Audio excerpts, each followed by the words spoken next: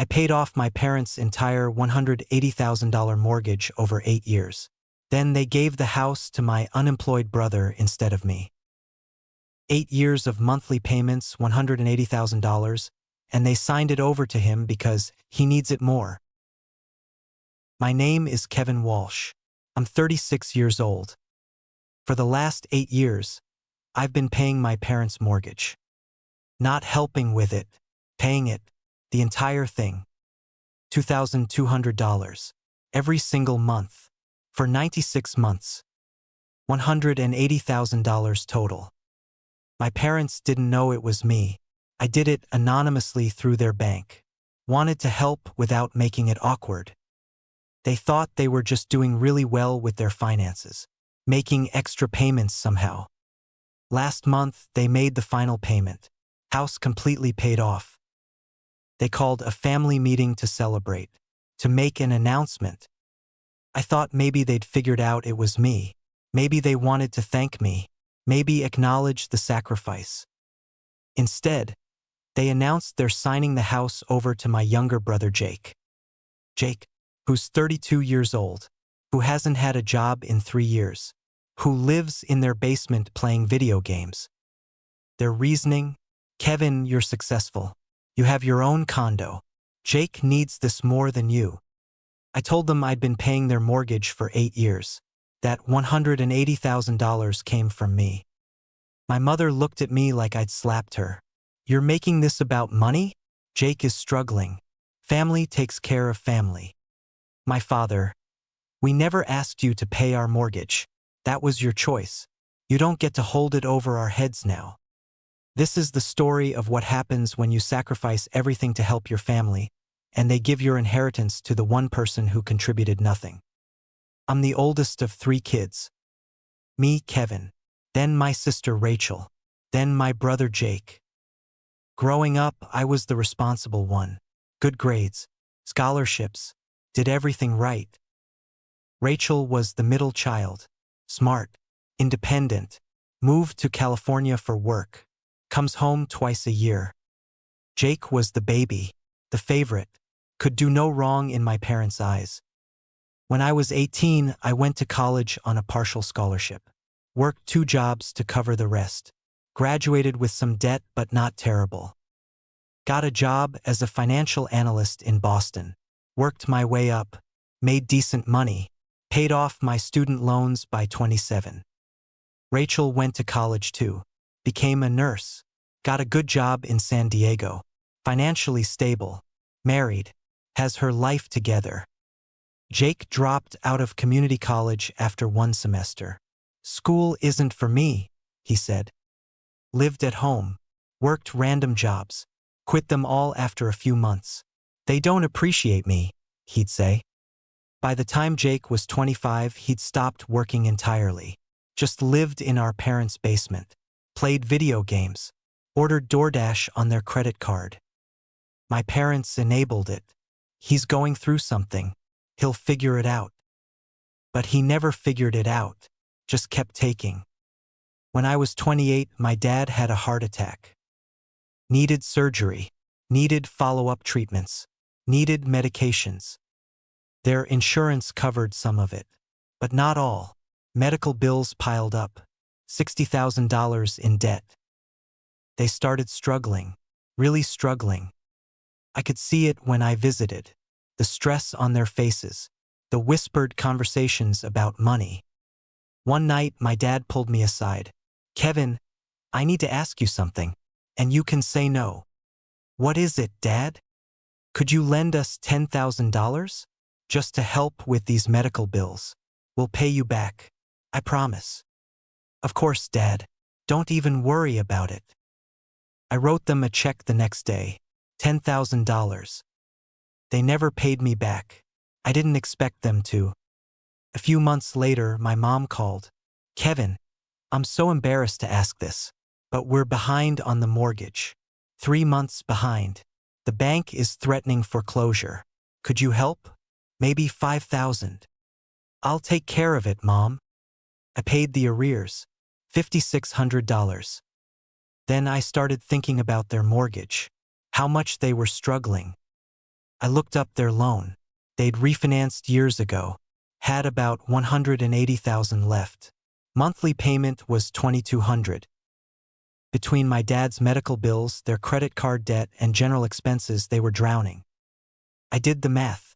I was making good money, single, no kids, living in a modest one-bedroom apartment.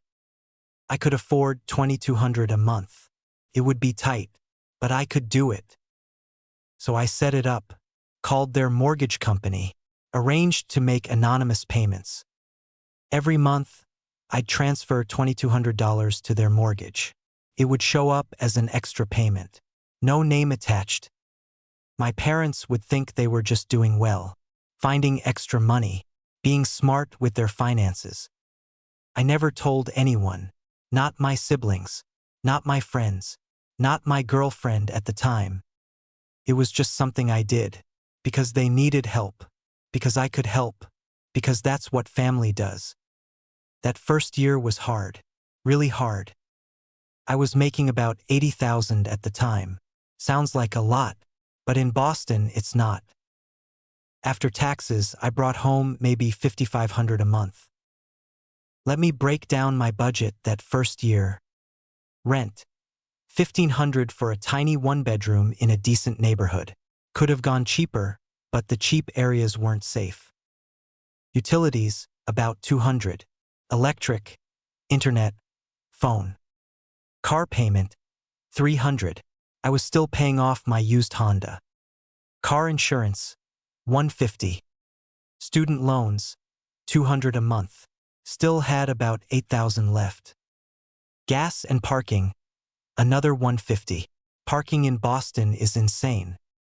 That's $2,500 in fixed expenses, plus $2,200 for my parents' mortgage.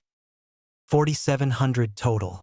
I had $800 left for everything else. Food, toiletries, clothing, emergency savings, any kind of life. $800 for the entire month. I learned to budget like I was broke, because I basically was. Meal prepped every Sunday. Rice, beans, chicken, vegetables. Same thing every day. Stopped going out. Stopped buying coffee. Made it at home. Wore my clothes until they literally fell apart. Then shopped at Goodwill. My coworkers would go out for lunch, happy hour, weekend trips. I'd make excuses. I'm saving for something big. I'm on a budget. I'm trying to pay off debt. They thought I was weird, cheap, no fun. They were right. I was no fun, because I couldn't afford to be. I stopped going out, stopped buying new clothes, drove my car into the ground. My girlfriend at the time, Ashley, noticed. Why are you being so cheap lately?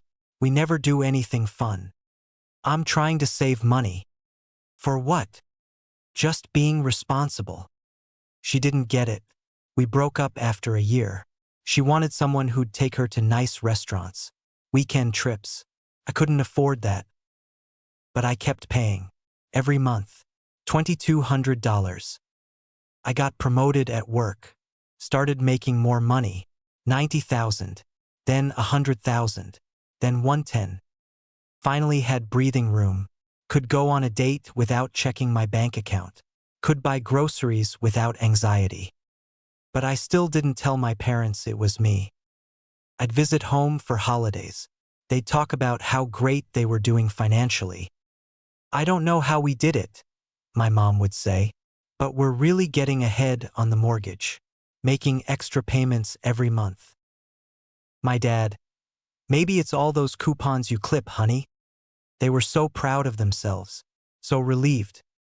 I felt good. I was helping, making a difference. They didn't need to know. Meanwhile, Jake was still living in their basement.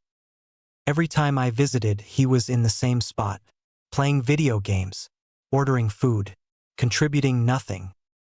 Jake, have you thought about getting a job? I'd ask. I'm waiting for the right opportunity. It's been 2 years. You don't understand. The job market is tough. But he wasn't even looking, wasn't sending out resumes, wasn't trying. My parents defended him. He's depressed. He needs support, not judgment. Maybe paying his own bills would help with his depression. Kevin, don't be cruel. I let it go, focused on my own life. Met my wife Sarah when I was 31. She's a teacher. Smart, kind, grounded. We dated for 2 years, got engaged, started planning our future. I want to buy a house, Sarah said. A real house, with a yard, room for kids someday. Me too. I'm working on saving for a down payment. But I wasn't, because I was still paying my parents' mortgage. I told Sarah about it after we got engaged. Felt like she deserved to know where my money was going. Wait, you're paying your parents' mortgage? The whole thing? Yeah, have been for 5 years at that point.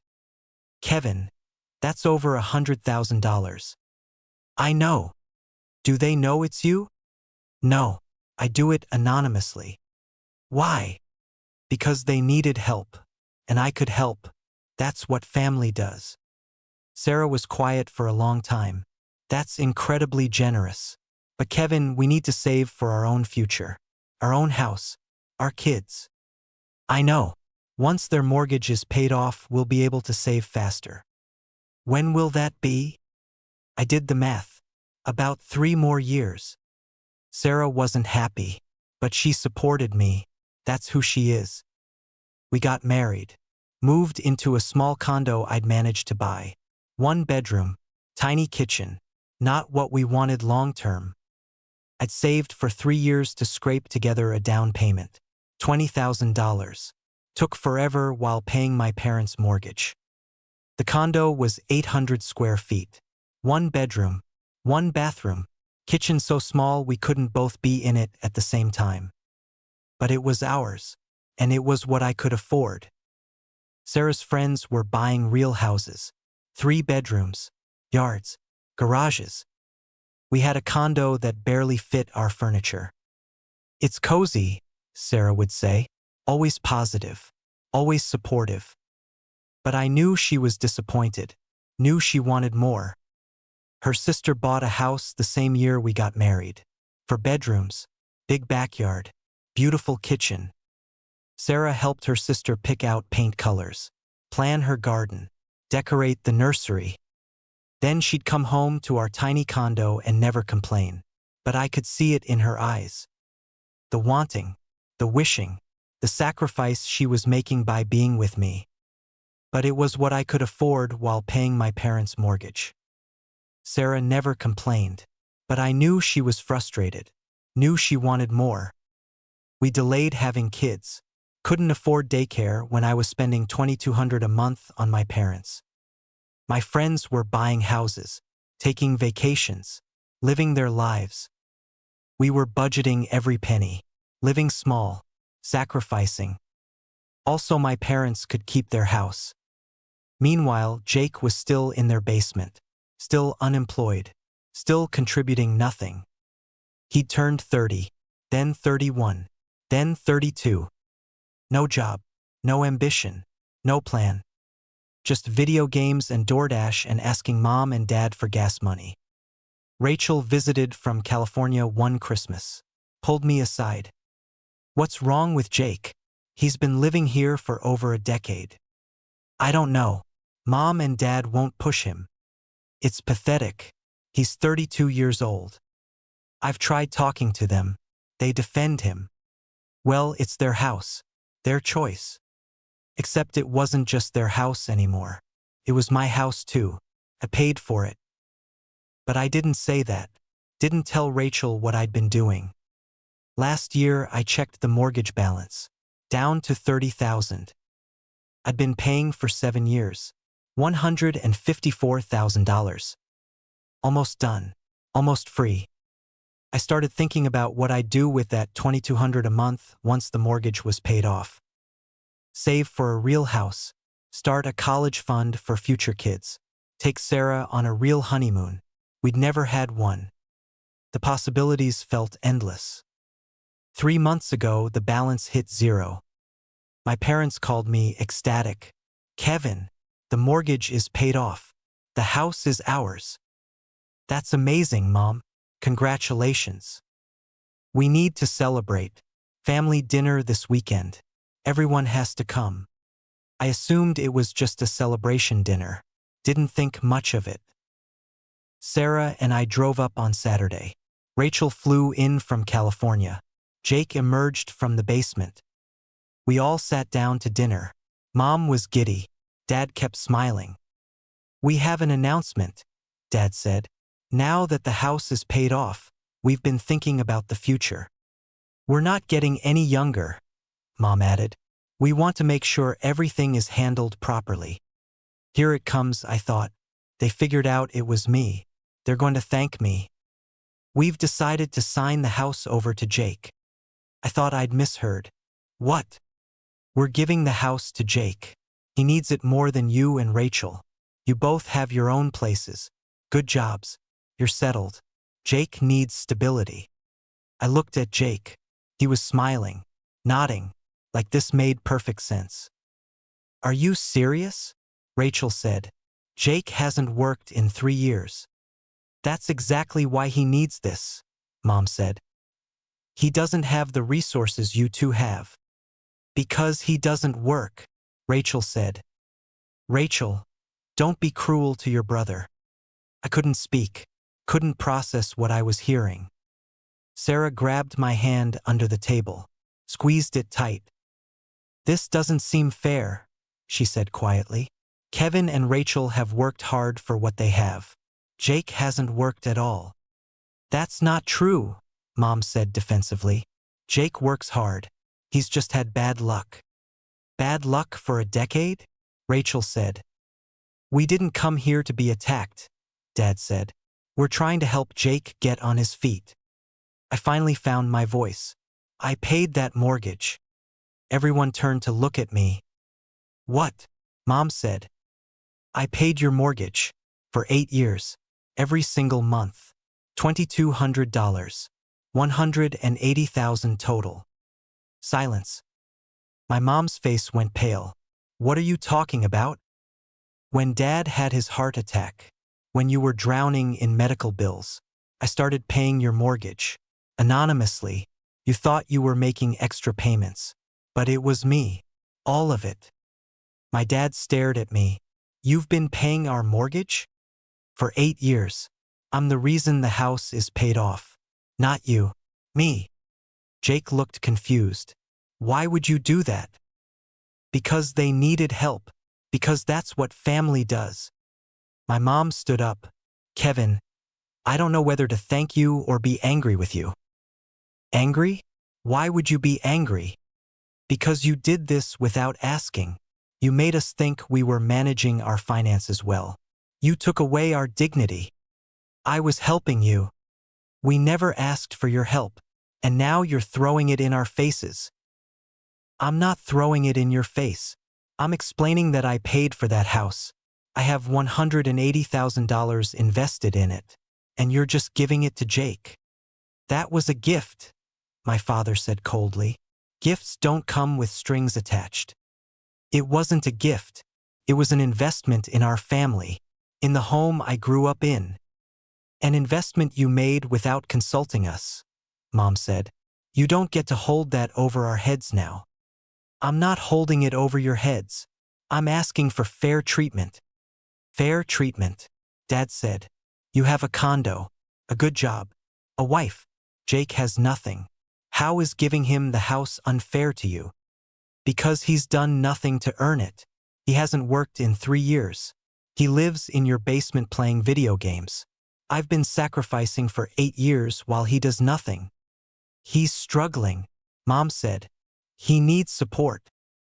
He needs to get a job. That's enough, Dad shouted. This is our house. We can do whatever we want with it. We're giving it to Jake because he needs it. End of discussion. Sarah stood up. We're leaving. Sarah, Mom started. No, you people are unbelievable. Kevin has sacrificed for years, delayed buying a real home, delayed having children, all to help you, and this is how you treat him. We never asked him to sacrifice, Mom said. You didn't have to. That's what good people do. They help, and you're punishing him for it. We left, drove home in silence. The next day, I canceled all financial support. I'd been helping with other things too. Their car insurance, their property taxes, little things here and there. Canceled all of it. My mom called 3 days later. Kevin, what happened to the car insurance payment? I stopped paying it. Why would you do that? Because apparently my financial help is unwelcome. Don't be childish. I'm not being childish. You made it clear that my help doesn't mean anything, that I have no claim to the results of that help. So I'm stopping. We never said your help doesn't mean anything. You literally said I can't hold it over your heads. That's different. How? Because you're our son. Sons help their parents. But parents don't give equal treatment to their children? We are being fair. Jake needs the house more than you. Jake needs to get a job. She hung up on me. My dad called an hour later. You need to apologize to your mother. For what? For throwing your financial help in our faces. For being selfish about Jake getting the house. I'm not being selfish. I'm being treated unfairly. You have everything, Kevin. Good job. Beautiful wife. Nice condo. Jake has nothing. Why can't you be happy that we're helping him? Because I helped you. I gave you $180,000. I sacrificed for 8 years. And you're acting like it means nothing. It does mean something. We appreciate it. But that doesn't mean Jake should be punished because you're successful. He's not being punished. He's being treated exactly how he deserves based on his effort, which is 0. You don't understand what he's going through. What is he going through, Dad? Please explain it to me, because from where I'm standing, he's a 32-year-old man who refuses to work and lives off his parents. He's depressed. Then he should get therapy and a job. Millions of people are depressed and still work. I'm disappointed in you, Kevin. I thought we raised you to care about family. You did. That's why I paid your mortgage for 8 years. But apparently caring about family only goes one direction in this house. He hung up too. Rachel called me that night. I can't believe them. You believe me about the mortgage? Of course I believe you. It makes perfect sense. I always wondered how they paid it off so fast. Are you okay? No. I'm furious. You should be. This is insane. Jake's getting a house worth at least $400,000 for doing absolutely nothing. And they act like I'm the villain for being upset about it. They're delusional. They've enabled Jake his entire life. This is just the pinnacle of it. What should I do? Nothing. You can't make them see reason. They've chosen Jake. They'll always choose Jake. The best thing you can do is accept it and move on. But I couldn't accept it. I talked to a lawyer, asked if I had any legal claim. I brought all my documentation, bank statements showing every transfer, screenshots of the mortgage balance decreasing, spreadsheets tracking every payment. The lawyer, a guy named Tom who specialized in family law, looked through everything. This is impressive record-keeping, he said, but unfortunately, it doesn't change the legal reality. What do you mean? You made voluntary payments on their mortgage. You didn't have an agreement in writing. You didn't have any ownership interest in the property. Legally, these were gifts. But I paid $180,000. I understand. But without a contract, without your name on the deed, without any written agreement about repayment or equity sharing, you have no legal claim to the property. So they can just take my money and give the house to someone else? It's not technically your money once you give it to them. That's how gifts work. The recipient can do whatever they want with them. Even though I paid for it? You didn't pay for it. You paid off their debt. The house was always theirs. Your payments were gifts. Legally speaking. This is insane. I agree it's unfair. Morally, ethically, you absolutely have a claim. But legally? No. I'm sorry. So I have no recourse? None. Unless you want to pursue a claim for unjust enrichment. But that's expensive, difficult to prove, and unlikely to succeed given the family relationship and lack of written agreement. How much would that cost? Tens of thousands in legal fees, and you'd probably lose. I thanked him and left. None. I'm sorry. I talked to my therapist. How do I deal with this? You grieve. You're experiencing a profound betrayal. Your parents benefited from your generosity and then failed to acknowledge it. That's deeply painful. Should I forgive them?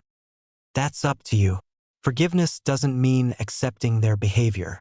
It means releasing your anger so it doesn't consume you. But you don't have to have a relationship with them if they continue to treat you this way. I haven't spoken to my parents in 2 months. They've tried calling, texting, emails now too. We miss you. Why are you being so stubborn? This is ridiculous. You're tearing the family apart over money. Jake is hurt that you're being so cold to him. He didn't ask for the house. That last one made me laugh. Didn't ask for it. Just accepted it. Moved into it. Bragged about it online. My mom left a voicemail last week. Her voice shaking. Kevin, I don't understand why you're doing this. We gave you a good life. Paid for your college. Supported you. And this is how you repay us? By abandoning us because we're trying to help your brother? She was crying by the end. Part of me felt guilty. She's my mother. She's hurting. But a bigger part of me was angry, because she still didn't get it. I didn't abandon them. They abandoned me, my sacrifice, my years of help. They dismissed it, told me it didn't matter, gave everything to Jake anyway. And somehow I'm the bad guy. Sarah's been amazing through all this, completely on my side. They're insane, she says, utterly insane, and Jake is a leech. My mom called him struggling. Struggling? He's not struggling. He's lazy. There's a difference. She doesn't see it that way. Of course she doesn't. She's enabled him his entire life. This is just the final chapter. Sarah's right, but it doesn't make it easier. They've tried calling, texting. We miss you. Why are you being so stubborn? I don't respond. Jake moved into the house last month. Changed his Facebook status to homeowner. Posted pictures. Blessed to inherit the family home. Grateful for my parents' generosity. Inherit. Like they died. Like he earned it. People commented. Congrats, man. So lucky. Your parents are amazing. I wanted to comment. He didn't inherit anything. I paid for that house. Every single payment for 8 years. But I didn't. What's the point? Sarah is pregnant. We found out last week. We're excited, terrified, trying to figure out how we'll afford a bigger place. The baby's due in 6 months. We need to move before then. Can't raise a baby in a 1-bedroom condo. I've been looking at houses, real houses, 3 bedrooms, yards, good school districts. They're expensive, way more than I can afford with our current savings. If I hadn't paid my parents' mortgage for 8 years, I'd have that $180,000. I could put down 40%, get a great mortgage rate, buy a beautiful house. Instead, I'm looking at condos barely bigger than what we have now, or houses in bad neighborhoods, or commuting an hour each way. Sarah puts her hand on my shoulder as I scroll through listings. We'll figure it out. We shouldn't have to figure it out. We should have options. Good options. I know. That was our money, our future, our children's college fund. I know, Kevin. I know. She said it 100 times. Always patient, always understanding. But I can hear the frustration, the disappointment. She married a successful man, a financial analyst who should have money saved. Instead, she got a man who gave everything away and got nothing back. because we're still in our one-bedroom condo. The one I bought because I couldn't afford better while paying my parents' mortgage. We'll make it work, Sarah says. We always do. And we will. Because we always find a way. That's who we are. Unlike Jake, who got a $400,000 house for free. My parents sent a card last week. Congratulations on the baby. We can't wait to be grandparents. When can we visit? Sarah opened it. Read it to me. What do you want to do? Nothing. They made their choice. Kevin, it's your parents. Your child's grandparents. They can be Jake's kid's grandparents when he finally gets a girlfriend and a job, which will be never. You're angry. Of course I'm angry. I gave them 8 years of my life, $180,000, and they act like I'm being unreasonable for expecting basic fairness. Sarah hugged me. I know. You have every right to be angry. But being right doesn't make it hurt less. I see people post about their families, big gatherings, happy moments. So grateful for my parents. I used to be grateful too. Used to think I had good parents. Now I don't know what I have. Parents who raised me, who taught me to work hard, to be responsible, to help others.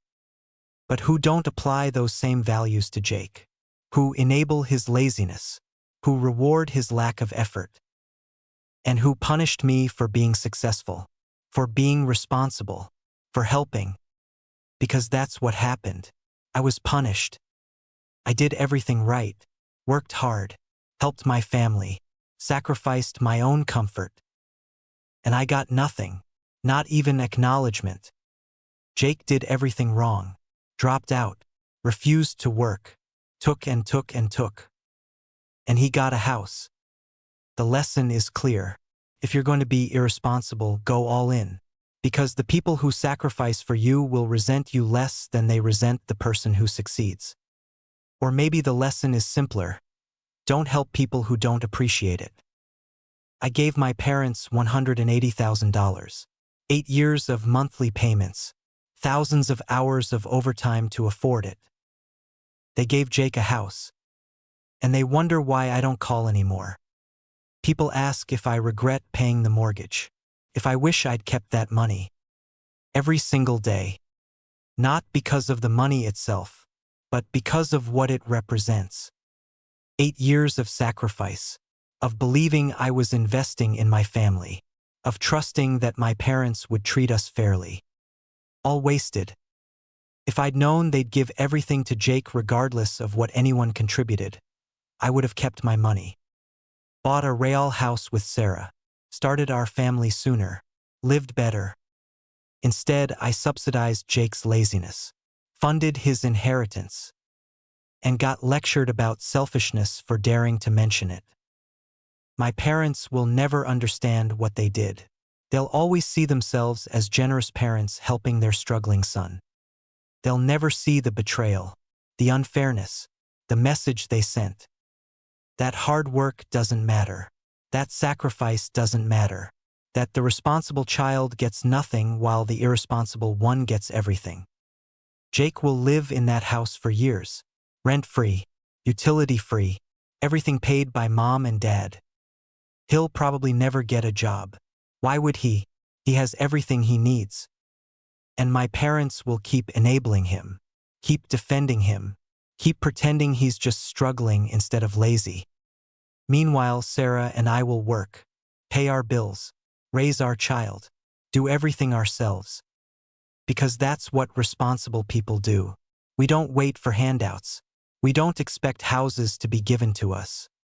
We work for what we have. And apparently that disqualifies us from receiving anything from our parents. I'm 36 years old.